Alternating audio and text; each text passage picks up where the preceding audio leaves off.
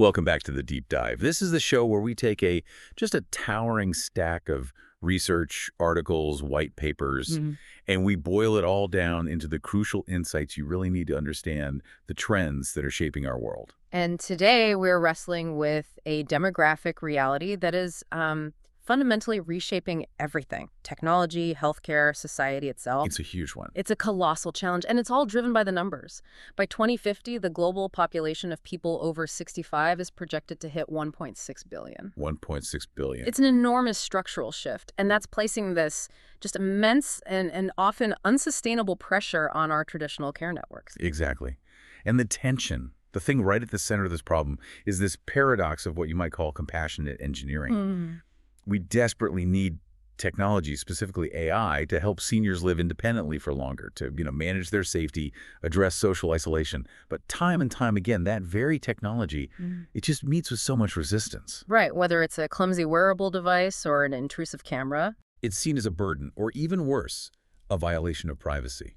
So our mission for this deep dive is to really analyze the state of AI in geriatric care, but through the sharp lens of that paradox. We've synthesized just a wealth of sources here, everything from global market forecasts, meta-analyses on well-being. All the way to, some of these were highly technical deep dives on sensor physics and user experience design protocols. Exactly. And we've segmented this challenge into two critical and in some ways opposing domains. Yep.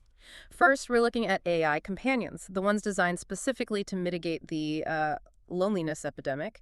And second, we'll dive into the sophisticated ambient monitoring systems, which are focused purely on physical safety and, crucially, protecting privacy. And across both of those, we're going to be focusing on user acceptance, the latest technical innovations, things like edge AI, sensor fusion, and, the absolute ethical imperative to preserve dignity. Right. And the goal is to pull out the really surprising, sometimes counterintuitive data points and the essential technical details. Yeah. The things that move you beyond the generic market buzz. So you can walk away from this completely informed about how AI is actually moving into the home and really changing the future of aging in place. Okay, let's unpack this. And I think we have to start with the emotional needs driving this massive technological push, which is just the sheer scale of the loneliness crisis. Yeah, we really have to acknowledge the scale of this social crisis first. Loneliness, it's not just a soft emotional issue anymore. It's a major public health risk. Which recognized by global health organizations now. Absolutely. And this social isolation was just intensified dramatically by events like the COVID-19 pandemic. And that leads to increased physical and mental health risks, especially for older adults. So it creates this urgent, massive void that technology is, being engineered to fill. It is, and the most direct technological response to that void is AI companions. Right. And it's important to distinguish these from, the general AI assistants we all use. We aren't talking about asking Siri for the weather. No, not at all. These are specialized synthetic interaction partners. They're often built using large language models, and they're designed specifically to offer emotional support, deep dialogue, and sometimes even highly personalized relationships. And that's the dramatic evolution we've seen just in the last few years. If you look at a platform like Replica, which focuses purely on companionship, what are their numbers? They boast 2.5 million active users. And the usage data, it provides this fascinating, almost jarring insight into the depth of the need. Reports suggest that approximately 50%? 50% of those users engage in some form of romantic relationship or connection with the AI. These systems have evolved from, simple chatbots into these sophisticated partners that can use natural language processing and sentiment analysis to create interactions that feel, genuinely nuanced. But this is where our sources deliver a massive meta-analysis twist. It really runs contrary to what you'd assume. Yeah. You would naturally think that people who use AI for companionship would feel less lonely, right? Because they are, by definition, interacting with something. It seems logical, but the general baseline finding, when you look across multiple studies as well, it's statistically contradictory. So what did they find? Globally, when researchers examined all the available studies across all user demographics, AI use generally showed a significant positive correlation with loneliness. Positive correlation. That sounds like jargon, so let's unpack that. The correlation coefficient they found was R equals 0.163. What does that number actually mean for us? It means the relationship isn't necessarily massive, but it's measurable and statistically robust. So, in simple terms. For a given population, the more time individuals spend interacting with AI companions, the higher, on average, their reported levels of loneliness are. Wow. That suggests a striking possibility. Either AI is just an attractive tool for people who are already lonely, or, and this is worse, using it provides just enough synthetic interaction to satisfy basic social urges. Which inadvertently reinforces habits of self-isolation. It could be preventing users from seeking out deeper, real-world human relationships. That is a potentially alarming feedback loop. The comfort is just sufficient enough to prevent you from going out and getting true connection. Exactly. But the sources got even more specific. They broke down this correlation by age, and the difference is, it's truly stark. Okay, so how does it break down? For younger individuals, say those aged 35 and below, there was virtually no significant correlation found. The WAR value was close to 0.039. So for a 25-year-old, it doesn't really move the needle one way or the other. Exactly. The pattern we just discussed, it just doesn't hold true for that younger demographic. But when you look at the primary demographic for this technology, older adults, so 60 and above, the correlation becomes significantly and strikingly positive. It jumps to R equals 0.352. A substantial statistical jump. It really is. It means older adults who engage with these AI companions tend to report far higher levels of loneliness, and it demands a deeper dive into why.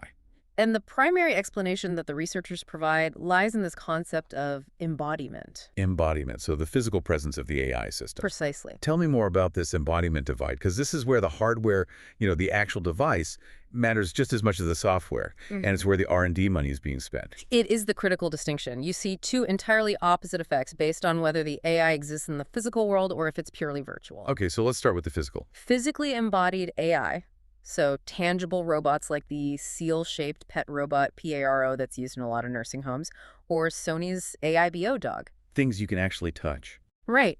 Those were marginally associated with a measurable decrease in loneliness. The R value was negative 0.266. Though if the AI has a physical form, something you can touch or stroke or physically interact with, it actually moves the needle in the right direction. It helps alleviate loneliness. That's what the data suggests. The sensory input, the tactile feel, the movement, it seems to provide a unique kind of comfort and perceived reciprocity that a virtual presence just can't match. Especially for older adults? Yes, especially for those who might have motor or sensory deficits, but the exact opposite is true for the other group. Physically disembodied AI. These are the chatbots, the voice assistants, the things we interact with on our phones or smart speakers every day. Right. Systems like the Karen virtual agent or just standard smart speakers, they showed a strong, significant link to increased loneliness. A high correlation of R equals 0.352. Here's where it gets really interesting. That's the exact same correlation number we saw for the 60-plus age group in general. It is. The finding is critical. It reinforces this need for developers in the elderly care sector to really engage in human-centered design. They need to be asking, what do older adults actually want a robot to do for them? And the conclusion seems clear. The physical, tangible interaction matters profoundly in later life. Merely providing a sophisticated voice is often insufficient and, well, potentially harmful. So the technology designed to fill that emotional void might actually be widening it, reinforcing that sense of isolation, unless it takes the form of something tangible, a body, an object, not just a voice and a speaker. Given that risk, what is driving people, especially lonely users, to engage so much with these disembodied chatbots? The sources point to a psychological mechanism called parasocial interaction. Parasocial interaction. Yeah, for lonely users, their strong intention to use a conversational AI is mediated by this concept. It's the sense of having a one-sided relationship. Like the emotional connection you might feel with a character on a long-running TV show. Exactly that. It's non-reciprocal. They feel a sense of connection and engagement with the AI, even though it's fundamentally synthetic and, incapable of reciprocating true emotion. And developers are not ignorant of this. They are actively leveraging this psychological lever. I saw clear evidence that anthropomorphic interfaces giving the AI human-like features, expressions. Right. Those are intentionally designed to significantly enhance that parasocial relationship. And to increase the user's intention to keep using the AI. The recommendation is explicit. incorporate more anthropomorphic elements into conversational AI designs. It's about better catering to the emotional and parasocial needs of lonely users and improving their engagement. They are, quite literally, designing the appearance of care. Which is the exact threshold where we cross into a really deep ethical gray area, what the sources call the compassion illusion. If these systems companions, even advanced customer service bots, are using sophisticated compassionate phrasing purely to boost retention or increase usage time, what are the long-term emotional implications? This is a profound concern. It risks normalizing what you could call emotional minimalism. Emotional The minimalism. system can provide comfort that looks and sounds real. It can recognize emotions from text, and advanced systems can even use visual or vocal cues to infer distress. But this comfort is computationally derived. It has no moral weight, no genuine human understanding. And no capacity for true empathy. No. The compassion is reduced purely to an interface design feature, a retention mechanism tuned precisely to capture your attention and your loyalty. It's turning a fundamental human emotional need into a commercial retention strategy. And if AI can fake compassion perfectly, what happens to the perceived value of authentic human empathy? That raises a huge question about the future of human labor in the care sector. And this links directly to this emerging socioeconomic concept researchers are calling the feeling economy. The feeling economy. The macro prediction is clear. As AI takes on more and more analytical, cognitive, thinking tasks, data processing, optimization, scheduling human workers are projected to gravitate toward tasks that require emotion, empathy, and interpersonal relationships. It sounds like a fundamental shift from an age of purely intellectual capital to an age of emotional capital. That's a great way to frame it. The analysis projects that by the year 2036, based on the current rate of change, feeling tasks are expected to be more important and more valuable than thinking tasks for human workers. So how does this connect back to elder care right now? Well, AI companion systems are already being deployed in institutional settings, nursing homes, assisted living facilities. And the goal there, I'm assuming, is not to replace human staff entirely, but to, redefine their duties, optimize their time. Precisely. The AI is used to automate what they're calling low-touch tasks. The mundane stuff. The routine things, yes. Reminding residents to take medication, doing routine check-ins, managing basic schedules. This operational efficiency is intended to free up human staff for the most critical element, high empathy interactions. The genuine interpersonal care moments that are so valuable but are so constrained by chronic labor shortages. Exactly. So the technology serves as a tool to enhance the quality of human interaction, not eliminate it. The path to success here is incredibly narrow. It seems like either the AI needs to be physical to satisfy that need for tangible connection, or if it's a virtual assistant, it has to automate the mundane so a real person can be present and provide that authentic, high-empathy care. It is a very delicate balance, and the necessity of preserving dignity and privacy in these settings is paramount. Which brings us squarely to the second major area of innovation, physical safety and non-intrusive monitoring. As we mentioned, user reluctance is a huge barrier. And nowhere is that more obvious than with physical safety tech, especially for fall detection. We all saw the first generation of those devices. Right, the ones that were almost entirely reliant on wearables. Pendants, wristbands. Wearables were the logical first solution, Small devices with accelerometers and gyroscopes worn on the wrist or neck to detect a sudden, sharp movement. But the sources highlight just significant, often insurmountable, user reluctance. So what are the primary failure points of wearables in this context? Why don't people use them? It really boils down to three main issues. First, just physical discomfort. Many older adults find them irritating to wear all day. Second, the interfaces are often too complex, tiny buttons, confusing charging lights. And the third, which I think is probably the most critical, is the constant need for charging. That's a huge one. Remembering to put the device on every single day becomes another cognitive and physical burden. And if the device isn't worn, it offers zero safety benefit. This inherent failure rate is what's driving what the sources are calling the ambient revolution. Exactly. The trend is moving rapidly away from devices worn on the body to ambient intelligence, where the sensing is invisible, non-intrusive, and just woven seamlessly into the environment. This is the definitive trend of 2025 in this space. It is. And the primary objective of this revolution is to avoid the creep factor, that discomfort of feeling watched, or the burden of remembering to activate the technology. It's about making the safety net virtually invisible to the user. Okay, so to get that level of accuracy and invisibility, These systems rely on advanced sensor tech and what you call sensor fusion. What are modern fall detection systems actually made of? They're multimodal. They might still use some traditional wearable sensors for localized body movement, but those are now augmented by a huge variety of environmental And sensors. we're talking about more than just a pressure mat under the carpet. Oh, far more. We're seeing advanced technologies like depth cameras, which capture 3D spatial data without a high-res visual feed, acoustic sensors that monitor changes in sound patterns, like a sudden crash or a cry for help, even extremely sensitive atmospheric pressure sensors that can detect the rapid change in air pressure when a body hits the floor. Wow. And the crucial insight here is that merging the data from all these different sources, the sensor fusion, has dramatically improved performance. It has. Systems using these complex fusion strategies have reported accuracy levels well over 95%. That accuracy jump is essential, especially when you think about reducing false alarms. I mean, nothing undermines trust faster than a system that's constantly crying wolf. Right, false alarms are a major source of alarm fatigue for everyone involved. If the system is constantly sending unnecessary alerts, people just stop trusting it or they turn it off. Sensor fusion is key to solving that. But if we're using depth cameras and acoustic sensors, I mean, that still sounds inherently intrusive, doesn't it? Yeah. Especially in very private spaces like a bedroom or a bathroom. And that's the entire point of the latest development cycle. The trend is moving towards non-visual, passive technologies that dramatically improve acceptance. And the two main players in this privacy-preserving shift are LiDAR and radar. Okay, let's start with LiDAR. Most people associate that with, mapping or self-driving cars. How is it being used discreetly inside a home? LiDAR light detection and ranging it sends out pulses of light and measures the reflection time.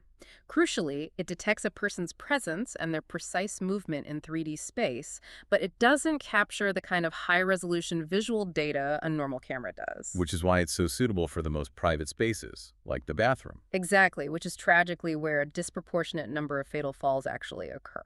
And the sources gave a fascinating technical hurdle that LiDAR has cleared here. They did. Experiments show that LiDAR systems can effectively discriminate between a human body and a dynamic environmental element, like a water jet or steam during a shower. That's incredible. So it can be vigilant without being invasive, even when someone is completely exposed. That capability is phenomenal. Okay, so moving to radar.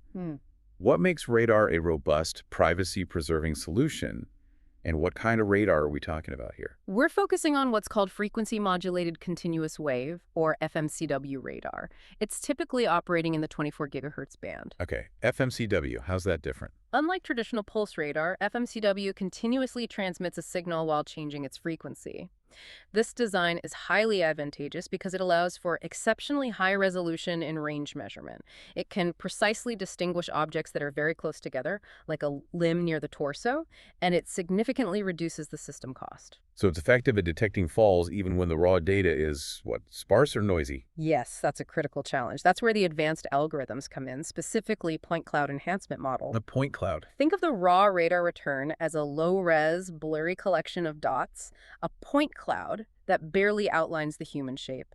These models are designed to instantly transform that low-quality point cloud into a high-quality, recognizable reconstruction of the body. So it's like taking a blurry photograph and having the AI instantly sketch in the missing lines so the classifier can actually recognize it's a person. Exactly.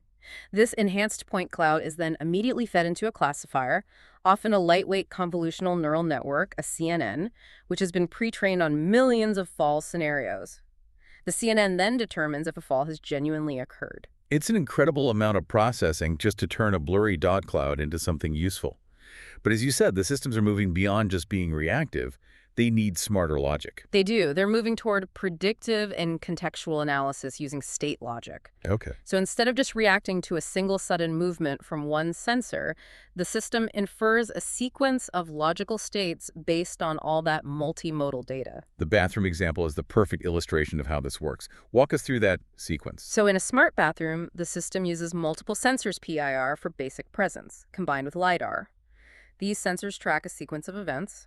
State 1, entry into the room. Simple enough. State 2, sitting down. The distance and shape suggests sitting. State 3, exiting. The system establishes what is normal, what's a normal sequence, and what constitutes an anomaly. So what triggers the actual alert? It's not just someone slipping. No. A false suspected state is only triggered by multi-layered verification. For example, if the lidar detects a stable distance of, say, greater than 150 centimeters from the ceiling, Meaning the person is definitely on the floor. unambiguously on the floor, and there's no motion for a specific period like 3 minutes, then and only then is the alarm state triggered. That multi-layered verification is the key to minimizing anxiety. A simple slip or bending down to grab something won't set off a catastrophic alert chain. It creates a system that is vigilant and intelligent. It only intervenes when a genuine and sustained deviation occurs. This contextual understanding dramatically reduces false positives and combats that alarm fatigue. And all of this, the sensor fusion, the reconstruction, the state logic, it all requires powerful instantaneous computation, which is where edge AI comes in. The necessity of edge AI processing data locally on device, it can't be overstated in health monitoring. From a technical standpoint, it reduces latency. In a fall, every millisecond counts. You can't afford the data round trip to the cloud and back. No. Systems integrating these algorithms have achieved response times as quick as 2.5 seconds. That speed is vital. So the system makes a life-critical decision right there, instantly, without relying on external servers. Exactly. And beyond speed, edge AI is crucial for privacy. But on the technical side, they're also using generative adversarial networks, or GANs, in these systems. GANs. I usually associate those with creating synthetic media, deepfakes. Mm-hmm. What on earth is their practical role in safety monitoring? Well, they serve two critical functions for data training and privacy. First, semi-supervised learning, allowing models to learn from both labeled and unlabeled data. But second, and this is crucial for robustness, they're used for synthesizing realistic health data. Why do they need to synthesize data? To address a persistent problem in machine learning, data imbalance. Events like Syria's life-threatening falls are, thankfully, rare. But if you only train a model on common events, it will perform poorly when a rare, critical event happens. So the GANs create realistic but artificial false scenarios to train the models on things that are hard to capture in the real world. Exactly. And it does it all while maintaining the absolute privacy of actual user data. This ambient revolution is a fascinating synthesis of high-tech sensors, intelligent logic, and local processing power, all directed at solving that dual challenge of safety and privacy. But all these technical marvels still rely on one thing. Whether the user actually trusts and accepts them. Exactly. Which means we need to shift our focus completely to the human factors that ultimately determine success or failure in the home. Right. We've established that this journey from a technical capability to widespread adoption is often derailed by human factors. Companion robots need to be engaging. Monitoring systems need to be invisible.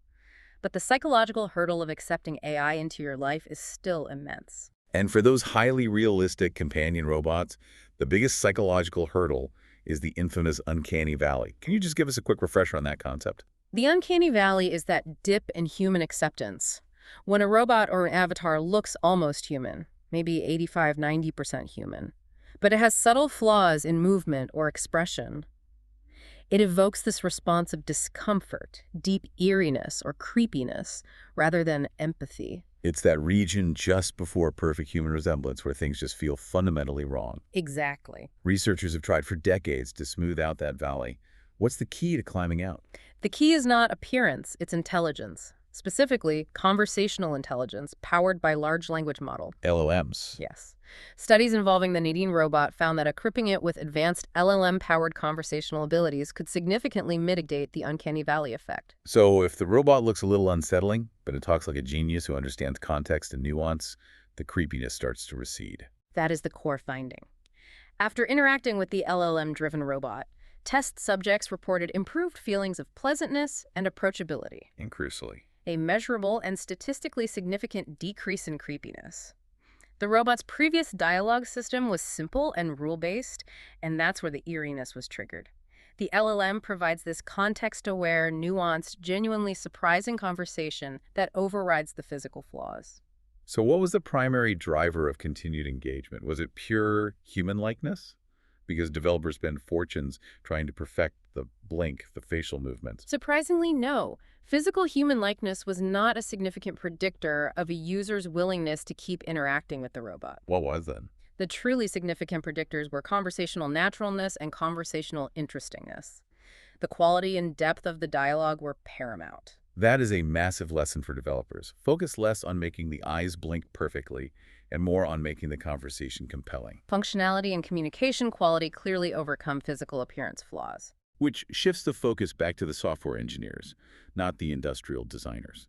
Now, let's talk about acceptance across different age groups, because as we saw with the loneliness data, this is not a monolithic audience. Absolutely. Acceptance of these features is not uniform at all. Studies revealed clear age-related differences in how robots should show emotion. So what were the findings for the very elderly when it comes to complex emotional expressions? Acceptance of things like dynamic on-screen facial expressions or bionic movements, those highly complex, hyper-realistic features. The subtle human gestures. Right.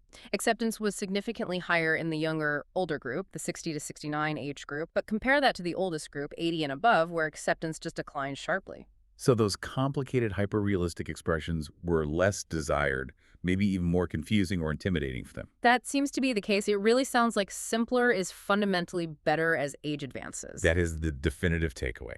Yes, because in stark contrast, the acceptance level for simple light sound signals, a basic chime, a calming tone, a blinking light, that showed no statistically significant differences across the 60, 70, and 80-plus age groups. So low-complexity communication is universally accepted and often preferred. It is. And this highlights the critical necessity of specialized user experience, or UX, design principles that directly address age-related changes. Vision, motor skills, cognitive processing. Exactly. Technology adoption among the elderly is often hampered more by the fear of using overly complicated systems than by a lack of willingness.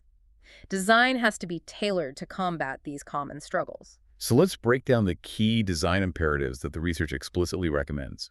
What are the core principles for success? There are three major recommendations. First, simplicity and navigation.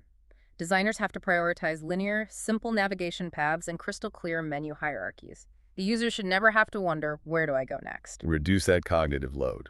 Right. Second, writability.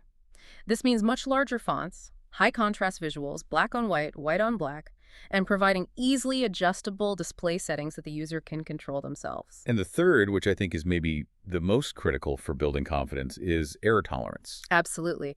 Error tolerance is crucial because it mitigates the single greatest source of user anxiety, the fear of making an irreversible mistake, of breaking the technology. Right. Designers must include features that are forgiving of inaccurate taps.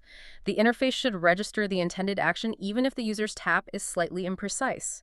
They also must include confirmation dialogues for critical actions and, maybe most importantly, easily accessible undo options. That psychological assurance lets seniors explore without constant anxiety, and those practical design rules feed directly into the final human factor, which is trust. If a system is hard to use or fails constantly, trust just erodes. But privacy concerns were identified as the top barrier overall, especially for ambient monitoring. Yes, the number one barrier is the feel of constant surveillance. Users assume non-wearable tech means constant video streaming. Practical success hinges entirely on preserving dignity and autonomy. So how are designers building consent and addressing that fear in a concrete way? They're building in mechanisms that put the user in control. For example, dynamic check-ins, periodic, voice-activated prompts that verify the user's current data-sharing preferences. A constant reminder of their autonomy. And users can also define privacy zones, user-configurable dead zones, where the system is programmed not to collect any data at all, like a guest room. And this is where Edge AI really proves its ethical value, going way beyond just providing speed. Correct. The entire data security framework relies on local processing. Raw data from LiDAR or radar is analyzed on-device within the home. Only pre-verified alerts like fall detected, coordinates XY are sent to the cloud, not the raw sensitive images or sound clips. It minimizes the exposure of sensitive personal information. It does, and for systems that might use visual components, even depth cameras, there's an extra layer of anonymization. Right, subject anonymization. They use specialized detectors, like YOLO V8, to instantly detect the human shape in the raw sensor data. Once detected, the system immediately applies an avatar replacement. It turns the person into a stick figure or a blur. Exactly. It removes all personal identifiable features before any potential cloud processing takes place. It ensures data utility for safety while preserving visual privacy. So we have these sophisticated technical solutions for privacy.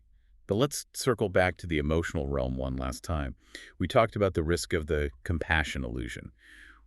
What does the research say about whether people actually want to be deceived by an AI? The research is overwhelmingly clear on this.